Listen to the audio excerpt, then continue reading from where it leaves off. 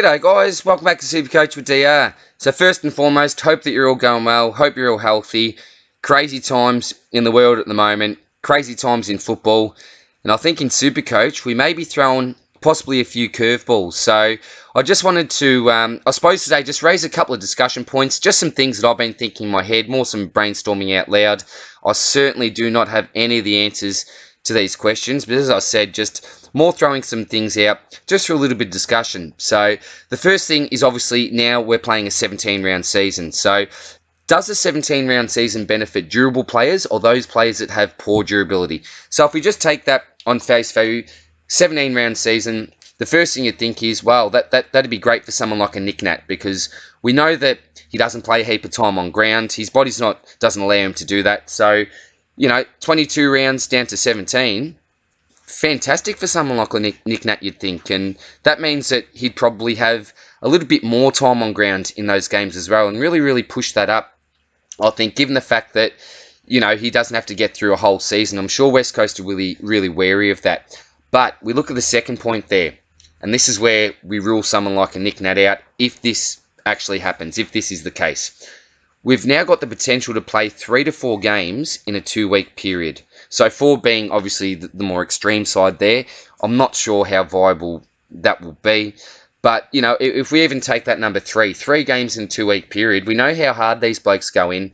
Look at someone like a Mitch Robbo. Just puts his head over the ball each week, smashes his body week to week. Certainly not the only one, just a quick example. But, for him to play 4 games, and the way that he plays, that crash and bash style, how on earth is he going to get up for 4 games in a 2-week period? It's going to be really tough. And those players that traditionally do have poor durability, then I don't think that's going to be a realistic goal for them. I think we'll be looking at those players such as your Lockie Neals, Jack Crisp type, in your backline. Those players that just never miss games. And I'm assuming that they do all the right things, the professional things, to make sure they get themselves up each week. I don't think it's just by chance. I think these guys that don't seem to miss too many games just treat their bodies right and do the right things in regards to their recovery. So that's a big sticking point for me there. 3 to 4 games in a 2-week period. For some players, I really may need to look to scratch them off my list. And the other issue is that we've got to have our teams, well, we assume, I think we'll find out in about 24 hours if round 1's actually going to go ahead or not, but let's just presume it does. Then we're going to have to start locking our teams in. And if we don't have the answers to these questions, then it's going to be really tough. But I'll get to the trading side in a minute, and there's something there that may be able to help us. The last play I got there is, will more players now get the opportunity to play with the possibility of these short turnarounds, with these 3 to 4 games possibly in a 2-week period? We know there's a rookie shortage at the moment, but given the fact that I don't think there'll be a heap of blokes that will be able to play every game during that stretch, does this mean that other blokes that may not have got an opportunity and probably looking to spend a fair bit of their time in the state leagues, do they get more of an opportunity now? Yeah, I'm really not too sure. I don't know how they're going to impress the coach either. It'll just have to be through their efforts at training, I suppose, because with all of the state league comps getting shut down, how on earth are these guys going to prove that they deserve an opportunity in the senior side? I'm really not too sure. Another thing, not really related to Supercoach at this stage, I'm sure lots of these guys will be Supercoach relevant, is what happens to, these 17, 18-year-old guys in year 12, going through high school, or, those players looking to put their hand up to be drafted this year, and it may have been working towards this goal of being drafted for the majority of their life, since they're young kids.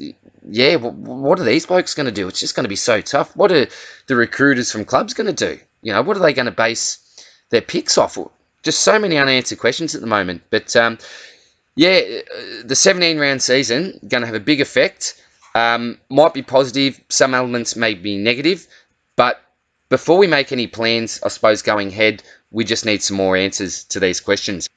So the next one we got there is trading. Look, I think that we can be a little bit more aggressive this year. I've just got 7 times 2 with 34 there, just because we've got 17 rounds, and we can obviously make 2 trades a week.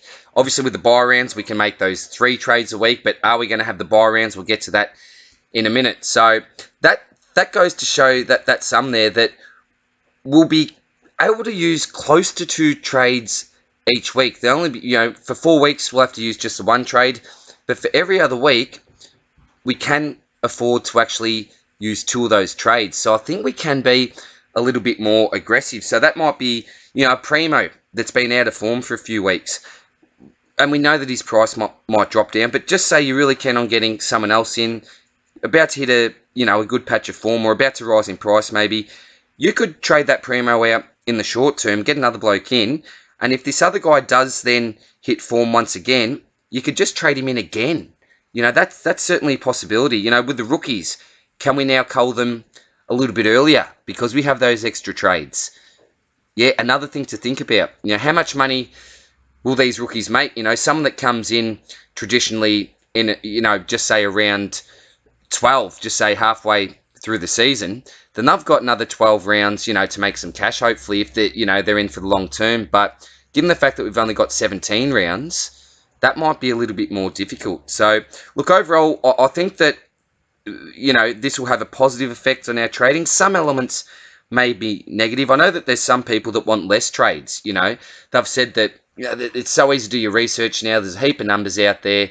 And we want less trades because that'll really set apart the great coaches from the good coaches, the okay coaches. So, yeah, there's many different opinions on this. But, look, I've always been one, more trades are better for me, I suppose, because, it gets to that point in the season, and we all do it. And I'm sure that we all say just 2 more would be terrific. So, I think generally that will actually be, a positive for our trading anyway. And I suppose on the flip side with these trades, and this is going back to that point above where they might have the potential to play 3 to 4 games in a 2-week period, I doubt whether many players would be able to do that on the extreme case here at 4 games. So does that mean that we'll maybe instead of, as I mentioned before, a tactic may be to trade some premiums in and out a little bit more freely. Maybe we will need to really conserve these trades because some of our star players just will simply be missing most likely for 1 out of those 4 games. So that's another thing that we need to think of. Do we need to possibly stockpile a few more of these trades, given the fact that may be the case? You look at someone like a Paddy Cripps, carry that Carlton side for the last couple of years, really. Is a bloke like Paddy Cripps going to be able to play 3 to 4 games in a 2-week period? I'm really not too sure. Yeah, I've got doubts on that. So when it comes to the trading and that stockpile of trades, look, this may just work out to be an even balance, given the fact that we have got a few more curveballs, but on the same at the same time, we've got less games that we need to play with 17 instead of 22. Yeah, it could all even out, but that's another thing that we certainly need to take into account with our trading, is the fact that maybe we'll need to just use a couple of those trades when we're desperate, when some of our stars are having a bit of a rest. Going into the bye rounds now, so how will the byes be affected? I've got St Kilda and Port there. They're obviously looking to have that standalone bye. Are we going to have that anymore? Will we still have that period over 3 weeks? Probably not, in my opinion, just a guess there. But, for me, what's an example? Dan Houston. He's someone that I had locked in basically all of the pre-season. And when, that new bye structure got announced where St Kilda and Port would have that standalone one, yeah, that rang alarm bells for me. And Houston actually exited my side based off that news. And I was really keen to pick him up, hopefully in an ideal world, after he had his bye and had, to have a warm body during the next 3 weeks. But, that could really affect my decision-making now. And as I said, that was really the pure reason why I dropped Houston. So, yeah, what will happen to the bye rounds? I'm just not too sure. Again, these are just, I'm just throwing some questions out there and some discussion points. As I said, I was just on the way home and, just thinking about all this stuff, and got home. It took me about 2 minutes just to write this down in the old PowerPoint and got recording. So, certainly haven't put a heap of thought into this, just some thoughts on the way home. And last one that I've got is the 10-man cash leagues. So, how will these be structured with a 17-round season? I've got absolutely no idea. I thought, something crazy. Could you start possibly in round 7, play each other once, have no final series, and it would just be based off overall points? I'm not too sure. Will they sort of go ahead as normal? You play each other once, have a couple of breaks, and then the final series. And that's another thing. I was watching, what was it last night? Might have been, it was one with Hutchie. Is that Talking Footy? I'm not too sure. But he floated this idea for a final series. I think it was Hutchie. It might have been someone else, but I think it was about possibly having like this 5-week period, a 4-week period. There was talk of teams 1 to 12. You know, 5th would play off against 12th.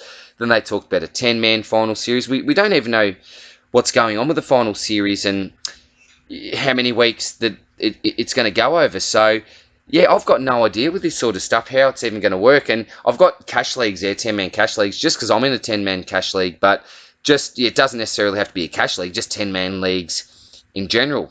Yeah, I'm not too sure how it's going to work. But, yeah, look, again, guys, I haven't put a heap of thought into this. Just a few questions that popped into my mind on the way home. So I thought I'd just raise a few of these points with you guys. And hopefully you can add down there in the comments. I'm sure there's a heap of things that I haven't even thought of that you guys have. So please whack them down there in the comments. We haven't got a lot of time to go. Obviously, Thursday night is round 1. I think I mentioned before, in about 24 hours we'll find out if it's even going to go ahead for round 1. So, yeah, look, with what's going on in the world at the moment, I suppose Supercoach isn't that important. But for someone like me, and I know all of you guys that tune in and you ride in your Supercoach, yeah, it is a real pain. And yeah, a tough pill to swallow if the Supercoach season was to be cancelled and didn't go ahead.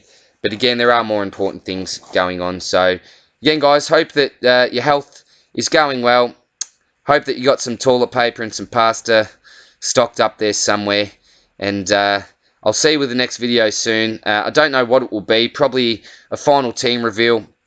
But look after yourselves, guys. And I'll see you in the next one. Take care. Bye.